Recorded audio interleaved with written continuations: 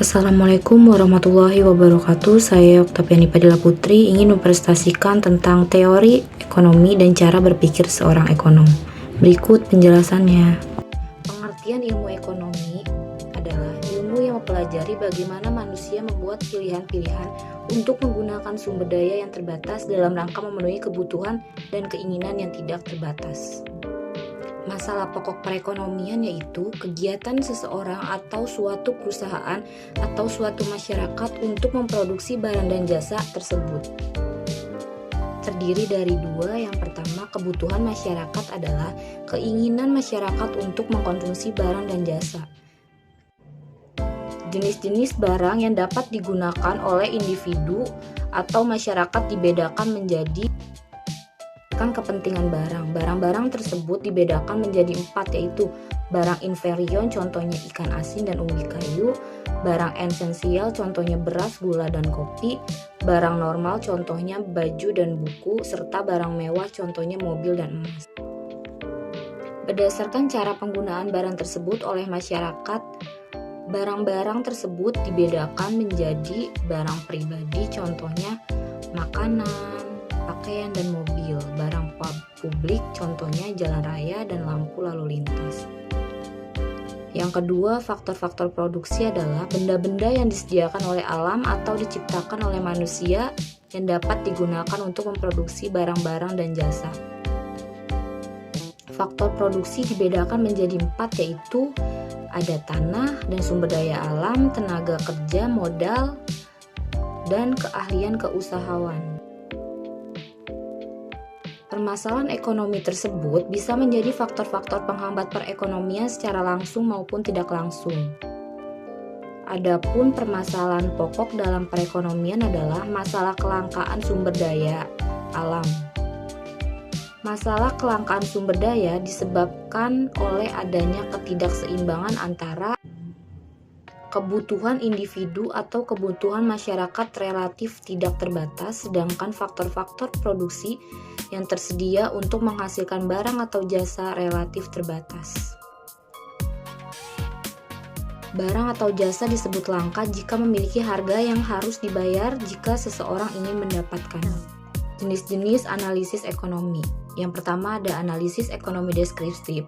Digunakan untuk membuat beberapa pilihan yang logis dan rasional, digunakan untuk pedoman pengambilan keputusan.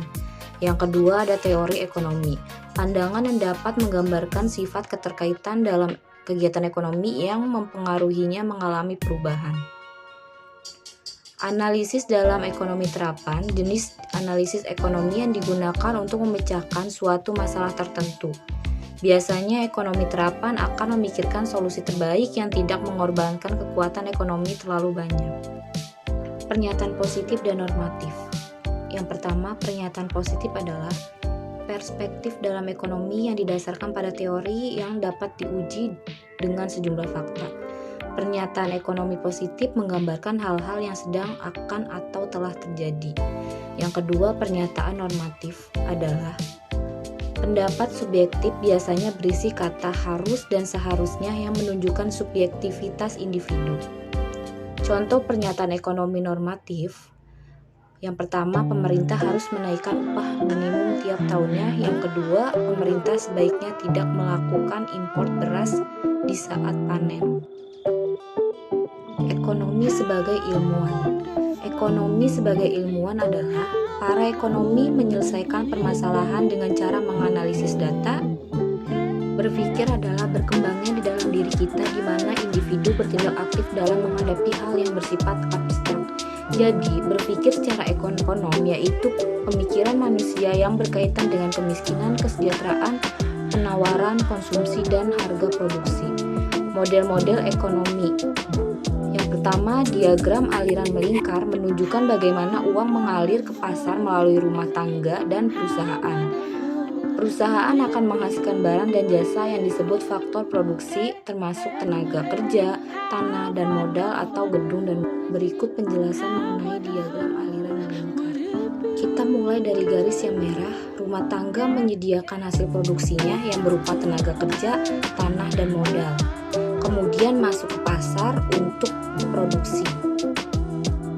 lalu masuk untuk diproduksi terhadap perusahaan sehingga menyediakan barang dan jasa yang akan dijual, dan kemudian masuk pada pasar barang-barang dan layanan. Setelah itu, barang dan jasa akan dibeli oleh rumah tangga, dan rumah tangga akan dikenakan pengeluaran, yaitu masuk ke garis biru.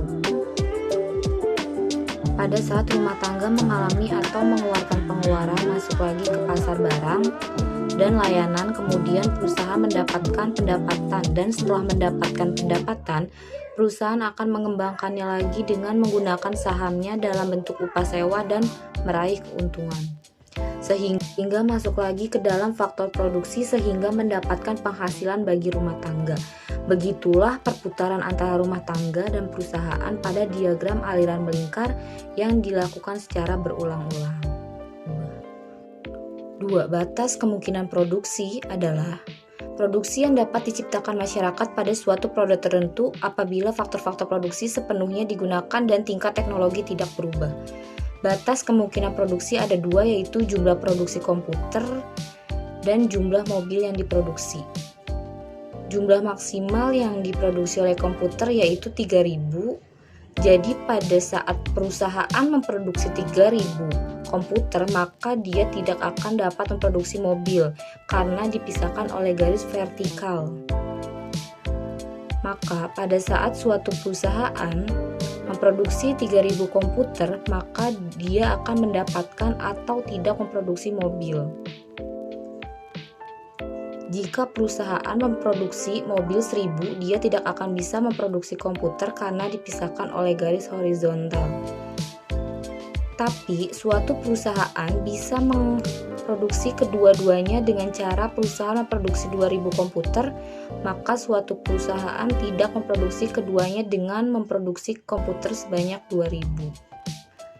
Dan akan bisa memproduksi mobil sebanyak 700 terjadi pada titik A atau garis ini yang disebut penggunaan tenaga kerja. Dan pada titik B jumlah komputer 1.000, maka jumlah mobil yang diproduksi pada suatu perusahaan 300. Pada titik B lah disebut pengangguran karena titik B tidak terdapat di garis biru tersebut. Sifat-sifat teori ada 4. Yang pertama, variabel. Variabel menunjukkan bagaimana perubahan faktor bisa mempengaruhi faktor lainnya dikarenakan adanya hubungan satu dengan lainnya. Bertujuan untuk menjelaskan bagaimana harga barang bisa ditentukan. Dalam teori harga, terdapat sifat permintaan yang dikenal sebagai hukum permintaan yang mengatakan jika suatu harga barang atau jasa mengalami penurunan, maka jumlah permintaan akan naik. Dan jika suatu harga barang mengalami kenaikan, maka permintaan akan turun. Yang kedua, asumsi. Asumsi adalah sebagai suatu landasan berpikir yang dianggap benar walaupun hanya untuk sementara, karena asumsi bukanlah suatu kepastian.